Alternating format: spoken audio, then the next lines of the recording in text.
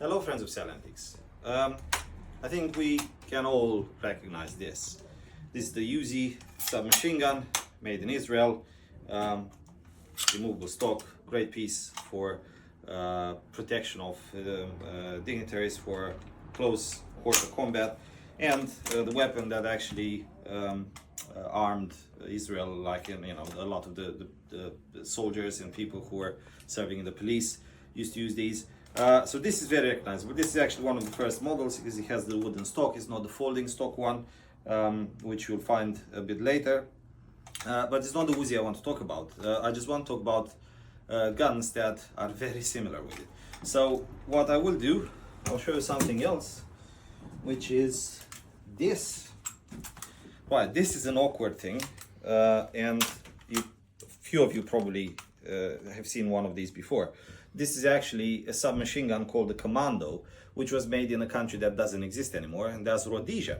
And this gun is actually using Uzi magazines because it's actually built around the Uzi magazine. Rhodesia was trying to smuggle weapons into the South Africa, whilst you had an international ban on weapons.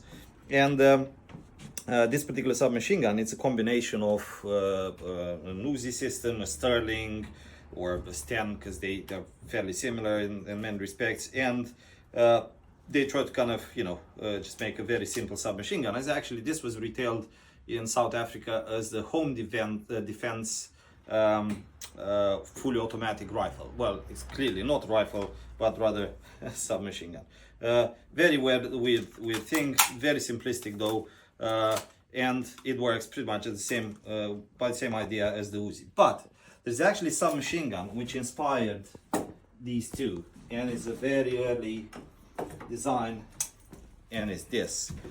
And this is actually a submachine gun made in Czechoslovakia. This is the VZ26. This was made in 1948, and if you look at it, you'll see that it all resembles the sort of a Uzi. Well, actually, the Uzi resembles this.